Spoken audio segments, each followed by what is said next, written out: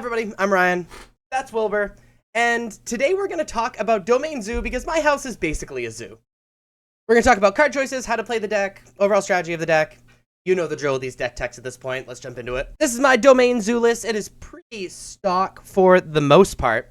Now, effectively what you're trying to do with this Domain Zoo list is play as many undercosted for their power and toughness creatures as possible while interrupting what your opponent is trying to do, and then finishing them off and getting that little extra reach with Tribal Flames and Lightning Bolt. So give me a second. I'm going to mess with this configuration so I can more easily talk about this deck.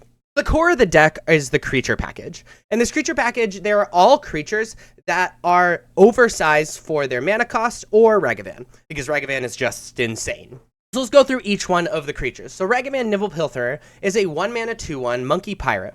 Whenever Ragavan Nimble Pilferer deals combat damage to a player, create a treasure token and exile the top card of that player's library. Until the end of turn, you may cast that card. So it gives mana ramp in the treasure token so you can deploy your threats even faster. It allows card advantage if you happen to hit cards out of your opponent's deck that actually matter, and it's a 2-power 1-drop. And also on top of that, it has Dash, where Dash you can pay its Dash cost, which is 2 mana in the case of Ragavan, where you can cast it for its Dash cost. It gains haste, and then you return it to your hand at the beginning of your end step. So you can have all of that happen at haste just for 2 mana, which is really good in the mid and late game. Anybody who's played Modern understands how good Ragavan is. We have Wild Nutcattle, which is a 1-mana 1/1 cat warrior, but he gets +1/+1 as long as you control a mountain, and +1/+1 as long as you control plains. We're a 5-color deck, so we very often have mountains or plains, so effectively by the time you're attacking with this card, it is a 1-mana 3/3. That's really all it is. It's just like a really undercosted for its power and toughness. We're playing 3 Nishoba Brawler because it's the worst of our creatures. But Nishoba Brawler is a 2-mana star 3 with trample, whereas power is equal to the number of basic land types among lands you control, which is often 4 or 5. So this really, we can kind of think of this as a 4/3 or 5/3 for 2. The issue is that it dies to Lightning Bolt, and so it ends up being one of our worst creatures. And we don't want a 2-mana creature to die to a 1-mana spell. That puts us on a poor tempo pace.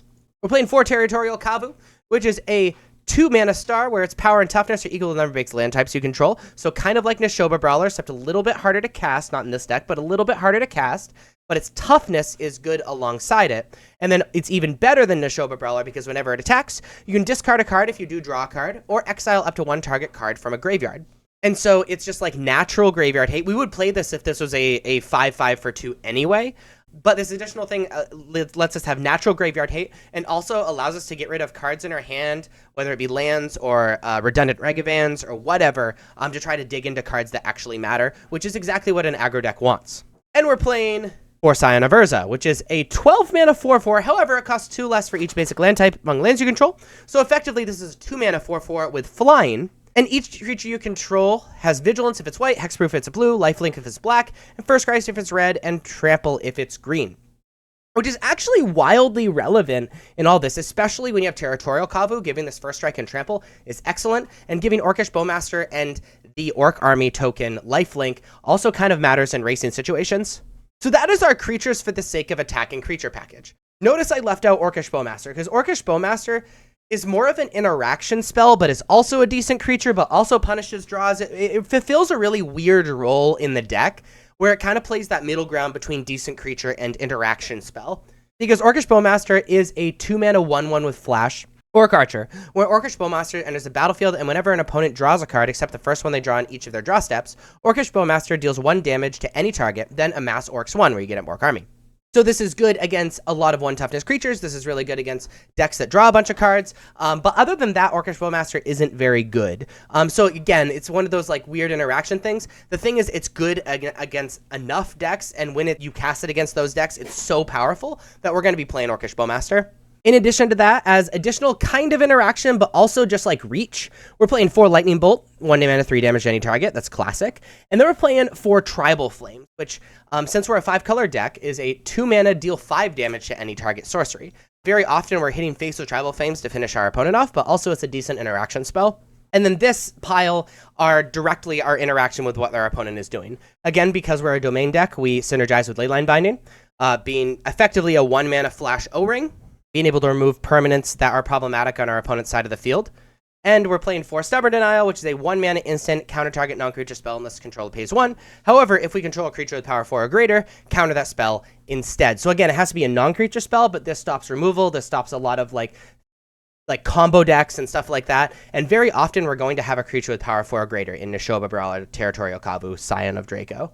I think the hardest part about playing this deck is fetching properly, because you want to be able to cast all of your spells, and you want to make sure that you have Domain for Leyline Binding and Neshoba Brawler and Scion of Draco and all of that stuff and Tribal Flames, but also be able to leave the correct mana up for Leyline Binding or Stubborn Denial or your interaction spells. It's actually very hard to understand what lands you need to fetch, and that is the primary difficulty with this deck. And you'll find most of your play mistakes are discovering that you don't have the right colors, but you could have the right colors if you are smarter 4 turns back or whatever in fetching the right lands. So that comes with a lot of experience. As far as besides that playing the deck, it's a pretty straightforward, really aggressive creature deck. That being said, look at our sideboard. We're playing 2 Chain to the Rocks. Chain to the Rocks, just for problematic creatures, is a 1-mana enchant mountain. We are most likely going to be having mountains. An exile target creature and opponent controls until Chain to the Rocks leaves the battlefield. So just like a solid removal spell. We're playing 2 Reprieve, which is a white remand. Return target spell to its owner's hand, draw a card. So remand, or Reprieve is a little bit better than Remand because Veil of Summer doesn't stop it, and they don't get to draw a card at Veil of Summer, and all of that stuff. This is really good against big mana spells or combo decks or stuff like that. Fluster Storm, 1 mana, counter target instant or sorcery spell until its controller plays 1. It has Storm, so you get a copy for every spell you've cast that turn. It's really good against Cascade decks and decks that are comboing with instants and sorceries. Natural State is one side of our artifact and enchantment hate, so destroy an artifact or enchantment with mana value 3 or less.